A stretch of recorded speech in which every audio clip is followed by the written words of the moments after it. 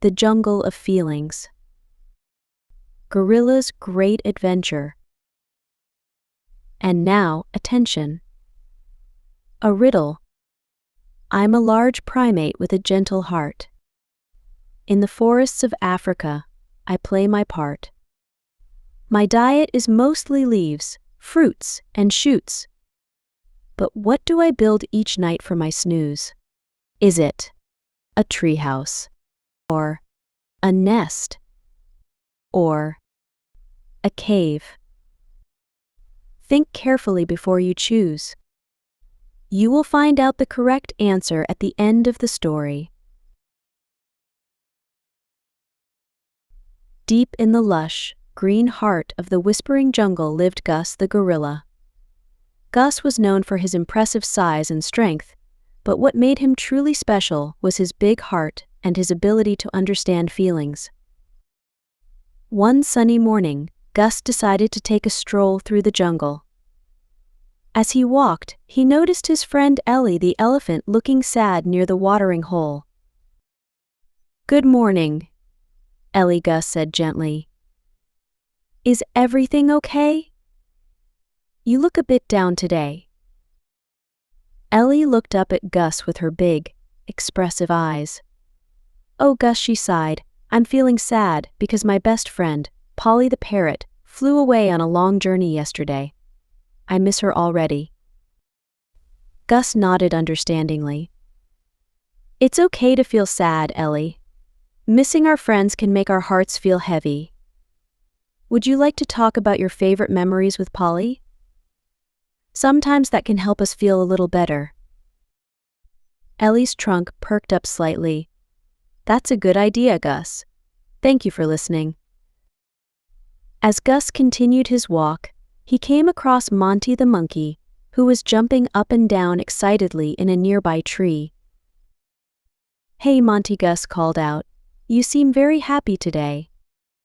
Monty swung down from the tree, his face beaming with joy. Gus, I just found the biggest, juiciest bunch of bananas ever. I'm so excited I could burst." Gus chuckled. "That's wonderful, Monty. It's great to see you so happy. Excitement can make us feel like we have extra energy, doesn't it?" Monty nodded vigorously. "It sure does. I feel like I could swing through the whole jungle." As Gus walked on, he heard a low growl coming from behind a large boulder. He peeked around and saw Leo the lion pacing back and forth, his tail swishing angrily. "Leo," Gus said calmly, "you seem upset. What's bothering you?" Leo stopped pacing and looked at Gus. "Those pesky hyenas were in my territory again. They know it's mine, but they keep coming back. It makes me so angry." Gus took a deep breath. "I can see why that would make you angry, Leo. Anger is a strong feeling that can make us want to roar or stomp our feet. But it's important to handle it in a way that doesn't hurt others. Maybe we could think of a peaceful way to talk to the hyenas." Leo's shoulders relaxed a little. "You're right, Gus. I'll try to calm down and think of a better solution." As the day went on, Gus encountered more of his jungle friends, each experiencing different emotions. He saw Ziggy the zebra feeling nervous about crossing the river, and reminded him that it's okay to feel scared sometimes, but facing our fears can make us braver. He found Gina the giraffe feeling proud of herself for reaching the highest leaves on a tall tree, and celebrated her accomplishment with her. Gus explained that pride is a wonderful feeling when we achieve something we've worked hard for. Later, Gus stumbled upon Timmy the tiger, who was hiding behind a bush, looking embarrassed. "Timmy, what's wrong?" Gus asked softly. Timmy peeked out, his cheeks flushed under his orange fur. I tripped while chasing a butterfly and fell into a mud puddle in front of everyone. I feel so embarrassed." Gus sat down next to Timmy. "Oh, Timmy, everyone feels embarrassed sometimes. It's that icky feeling we get when we think we've made a mistake or looked silly. But you know what? It's okay. We all trip and fall sometimes, and your friends won't think any less of you for it. Timmy slowly came out from behind the bush. Really? You think so? I know so, Gus said with a warm smile. In fact, I bet if you laugh about it, your friends will laugh with you, not at you. As the sun began to set, Gus made his way back home. He found his young nephew, Gerry, waiting for him. Gerry was a young gorilla who always looked up to his Uncle Gus. Uncle Gus, Gerry exclaimed. How was your day? Gus sat down, patting the ground next to him for Gerry to join. It was a day full of feelings, Gerry, and that gives me an idea. Would you like to learn about the different emotions we can feel? Gerry nodded eagerly, his eyes wide with curiosity. Gus smiled. Well, Gerry, our emotions are like colors that paint our days. Sometimes we feel happy, and everything seems bright and sunny. Other times we might feel sad, and the world seems a little gray. We can feel excited, like fireworks going off inside us, or angry, like a storm brewing in our chests. Gerry listened intently as Gus continued. We might feel scared, like we're facing a big, unknown jungle, or proud, standing tall like the tallest tree. Sometimes we feel loved, warm and cozy like a gentle hug, and other times we might feel lonely, like we're the only one in a big, empty clearing. Wow, Gerry said.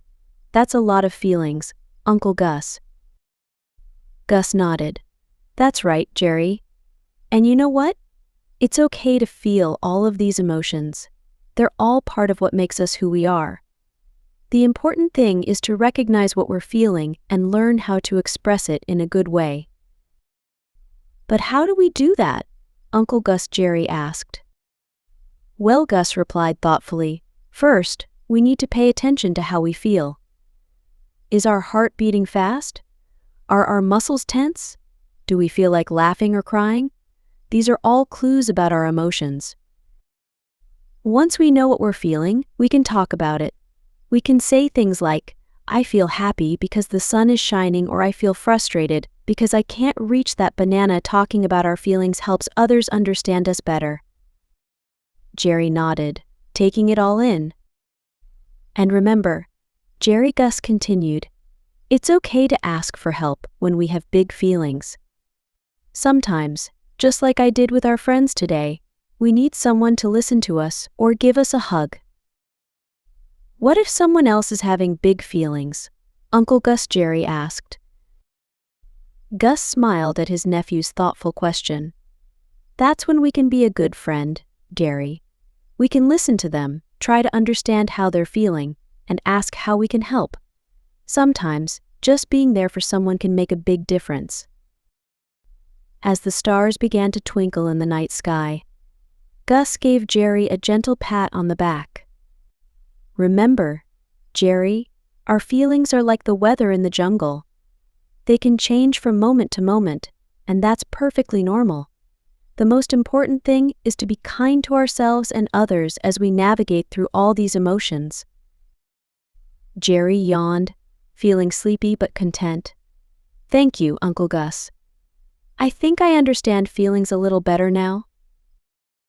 Gus smiled warmly. You're welcome, Gerry. And remember, every day is a new adventure in the jungle of feelings. We'll keep learning and growing together. As Gerry drifted off to sleep, Gus looked out over the peaceful nighttime jungle. He felt a sense of contentment wash over him, knowing that by helping his friends and teaching his nephew, he was making the whispering jungle a more understanding and empathetic place, one emotion at a time. And so, under the starry sky, the whispering jungle settled into a peaceful night, its inhabitants a little wiser about the colorful world of feelings that lived within each of them. The end. And now the correct answer to the riddle. The correct answer to the riddle is a nest. Here's some additional information to explain the riddle. Gorillas, despite their large size and strength, are indeed gentle creatures. They live in the forests of Central Africa and are primarily herbivores, eating mostly leaves, shoots, fruits, and sometimes small insects. One of the most interesting facts about gorillas is that they build new nests every single night to sleep in. These nests are usually on the ground for adult male silverbacks, while females and younger gorillas might build them in trees. The gorillas carefully construct these nests using surrounding vegetation. They bend and weave branches and leaves to create a comfortable, bowl-shaped sleeping area. This nest-building behavior is not only practical for comfort and safety, but also helps protect the forest floor from too much wear in any one spot. This nightly nest building is a unique characteristic of gorillas and other great apes, setting them apart from many other animals. It's a fascinating example of how these intelligent primates interact with and adapt to their environment.